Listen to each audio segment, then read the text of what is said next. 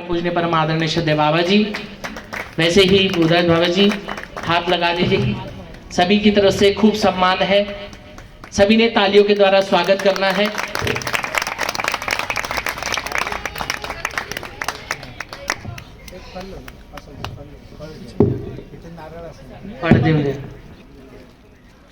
श्रीफल बाबा जी के हाथ से प्रसाद श्री गोपाल प्राप्त करें।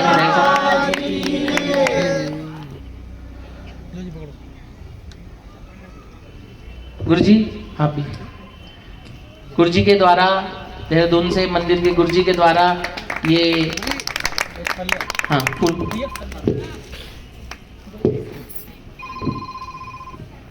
श्री गोपाल कृष्ण महाराज की जय।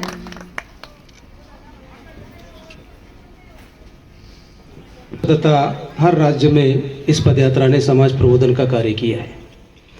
जैसे कि तेलंगाना, आंध्र प्रदेश, गुजरात, उत्तर प्रदेश और पंजाब, हरियाणा, मध्य प्रदेश आदि प्रांतों में, गुजरात में ये पदयात्रा का जो मकसद है, उद्देश्य है कि समाज का प्रबोधन करना है। आजकल जो नई पीढ़ियां आ रही हैं वो व्यसन के अधीन हो चुकी हैं। कई लोगों के संसार बर्बाद हो चुके हैं और इसका मूल कारण है कि व्यसन। तो जय कृष्ण संप्रदाय का जो एक सिद्धांत है, जो कि भगवान श्री कृष्ण परमात्मा ने गीता में बताया है, और उसी का मराठी में जो संस्कार लीला चरित्र के माध्यम से 5वें अवतार माने जाने वाले श्री चक्रधर महाराज जी ने लीला चरित्र के माध्यम से समाज को दिया है। जैसे कि बताया जाता है कि जुवा खेलन मांस मध्य वेशा गमन शिकार, चोरी पर रमनी रमन सातो व्यसन निवार। इस सप्त व्यसनों को, समाज को दूर रखने के लिए परमेश्वर ने अवतार लिया है और जीवों को ज्ञान दिया है। उस ज्ञान का प्रचार और प्रसार करने के लिए सर्वज्ञ प्रतिष्ठान द्वारा आयोजित इस पदयात्रा का हर साल आयोजन किया जाता है। लेकिन 2 साल से कोरोना के लहर के वजह से 2 साल से पदयात्रा नहीं कर सके हम लोग। और इस बार इस पदयात्रा का आयोजन देहरादून से लेकर देहरादून, सहारनपुर, जगाधरी, जमुनानगर, शाहबाद, मारकंडा होते हुए इस पदयात्रा का समापन कुरुक्षेत्र में समापन होगा। तो मकसद यही है कि जैसे कि महात्मा जी ने आपको बताया कि संतों का जो कार्य होता है समाज के हित के लिए होता है, और समाज का हित करने के लिए और समाज को निर्व्यसन बनाने के लिए और समाज को दुर्व्यसनों से छुटकारा पाने के लिए संतों ने संगत लेकर यहाँ तक वो लोग सब आए हैं। इस पदयात्रा में विधायक जी, जो भी लोग आप देख रहे हैं, बहुत सारे तो सन्यासी लोग हैं। ना इनका कोई आगे ना पीछे, ऊपर वाला भगवान है उनके साथ। इनको किसी चीज की जरूरत नहीं, क्योंकि संतों का जीवन एक समर्पित जीवन माना जाता है। तो ये जो बैठे हुए बचपन से आश्रम में पढ़े हैं, ब्रह्म विद्या शास्त्र के बहुत सारे पंडित हैं, ये जो हमारे इस पदयात्रा के जनक है, तो बहुत सारी भाषाएं जानते हैं। कई किताब इन्होंने लिखे, लेखक है, साहित्यिक है, कवि है, प्रवाचक है, प्रवचनकार है, और हमारे सर्वज्ञ विद्यापीठ के ये कुलगुरु है।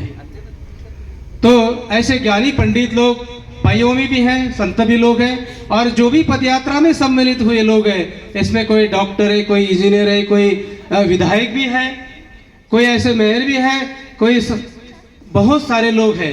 लेकिन वो सब अपने धर्म के लिए कुछ समय देना चाहते हैं और प्रचार करना चाहते हैं, इसलिए घर बार सब छोड़ के, बाल बच्चों को छोड़ के यहाँ पदयात्रा में आए।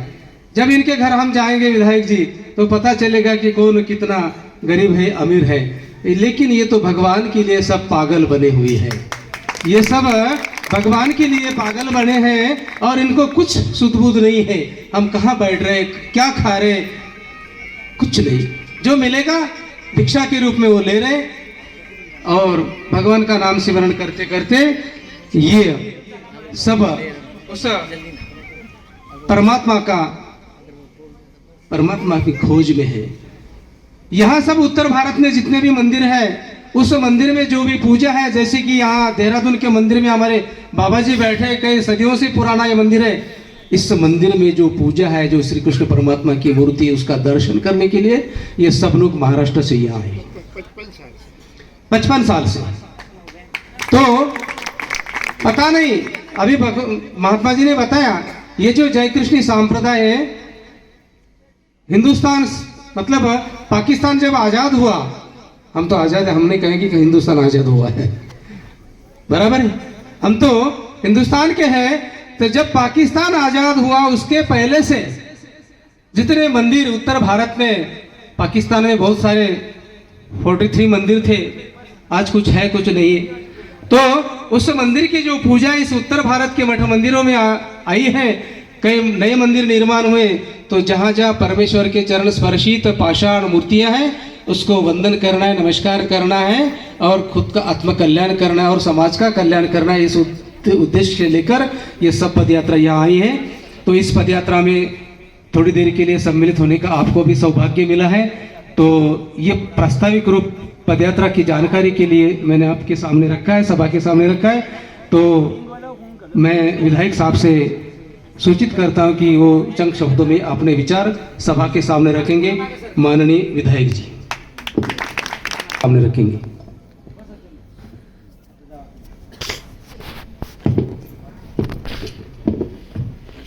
प्रातः स्मरणीय परम पूज्य संत समाज, यहाँ पर इस कार्यक्रम में उपस्थित पंडाल में सभी श्रद्धालुगण, क्षेत्र के सम्मानित नागरिकगण, सबसे पहले तो मैं आप सबका, बहुत सारे लोग देहरादून से बाहर से आए हैं, तो आप सबका इस देवभूमि में, गुरुद्रोण की नगरी में और भगवान शिव की तपस्थली में स्वागत करता हूं, अभिनंदन करता हूं। ये मेरा सौभाग्य है, जैसा अभी आप कह रहे थे, कि मेरे लिए भी सौभाग्य की बात है कि मैं आपके इस अभियान का हिस्सा बनकर खड़ा हूं। और मेरा सौभाग्य है कि आज ठाकुर जी के दर्शन करने को मुझे यहाँ पर मिले हैं। देखिए, संत जिसके स्व का अंत हो जाए, जिसमें मैं समाप्त हो जाए, वो संत हो जाता है। और यहाँ वो समाज बैठा है जो अपने स्व को अंत करके दूसरों के लिए जीता है। भगवान बुद्ध ने भी जब तपस्या पूर्ण की, जब ज्ञान प्राप्त किया, तो उसके बाद उन्होंने उस ज्ञान को सिर्फ अपने तक सीमित नहीं रखा। उन्होंने भी तय किया कि जो कुछ मैंने प्रभु से प्राप्त किया है, मैं उसको समाज में बांटूं। मैं उस ज्ञान की राह पर पूरे समाज को ले चलूं, पूरी दुनिया को ले चलूं। और वो निकल पड़े थे। इसी प्रकार आप लोग भी आज जो भी आपने प्राप्त किया है इस प्रभु से, ठाकुर जी की कृपा से, उसको पूरे समाज में बांटने का काम आप लोग कर रहे हैं। और जैसा बहुत अच्छी बात कही कि आज समाज में तमाम विसंगतियां हैं, और ये आज ही नहीं है, ये जब से समाज बना है तब से दोनों प्रवृत्तियां हैं। और ये प्रवृत्तियां मात्र समाज में नहीं तो मनुष्य में है। हमारे अंदर अच्छी प्रवृत्तियां भी, बुरी प्रवृत्तियां भी हैं, लेकिन कौन सी प्रवृत्ति हमारे ऊपर हावी है, उसका परिणाम हमको सामने देखने को मिलता है। ऐसा नहीं कि भाई जब हर किसी के अंदर परमात्मा है, उसका अंश है, तो खराब तो हो नहीं सकता। ये आत्मा तो परमात्मा का अंश है ना, और हम सब आत्मिक जन बैठे हुए हैं, तो खराब तो हो नहीं सकते। लेकिन हमारे संस्कार कहीं ना कहीं हमको गलत रास्ते पर डालते हैं। हमारी जो दुष्प्रवृत्तियां हैं वो हम पर हावी होती हैं, और हम उसके हिसाब से आचरण करते हैं, वो कठिनाई का कारण होता है। तो स्वयं से स्वयं का परिचय कराने का ये काम है कि आप असलियत में हैं क्या, आपकी सद प्रवृत्तियां क्या हैं, ये समाज के लिए किस तरह से सहयोगी हो सकती हैं, इसका ये जन जागरण का अभियान जो मैं समझता हूँ जब आप इतना चल रहे हैं, मैं देख रहा हूँ कि 2 तारीख से 16 तारीख तक आपको ये सब यात्राएं करनी है, तो कहीं ना कहीं यात्राओं के माध्यम से एक संदेश भी समाज में जा रहा है और एक समाज को जागृत करने का काम, अपनी संस्कृति को प्रचार प्रसार के साथ साथ उनमें ये परिवर्तन आए और स्वयं को पहचाने आखिर उनका आना क्यों हुआ है। तो ये ईश्वरीय ज्ञान लोगों को मिले, इस नाते आप लोग अपना परिश्रम कर रहे हैं, चल रहे हैं। मैं तो बहुत छोटा सा आदमी हूँ, सामान्य व्यक्ति हूँ, लेकिन मैं ठाकुर जी से ये प्रार्थना जरूर करना चाहूँगा अपनी तरफ से कि आपका ये अभियान आपको सफल बनाए, क्योंकि आपने भी एक संकल्प लेकर ये काम आप लोग कर रहे हैं, तो संकल्प की सिद्धि भी उसी की कृपा से प्राप्त हो सकती है। तो आज यहाँ पर मुझे आपके बीच में आने का अवसर मिला। एक बार फिर से आप सब लोगों को मैं अभिवादन करते हुए आपका धन्यवाद करता हूँ कि आपने मुझे अपने बीच में बुलाने का मौका दिया। और ये आपके गुरुजी हैं, हमारे तो बच्चे हैं, इनकी दादी जी और मैं उम्र में बहुत छोटा था उस समय, काफ़ी छोटी उम्र में था। इनकी दादी जी, हम एक ही मोहल्ले के लोग हैं।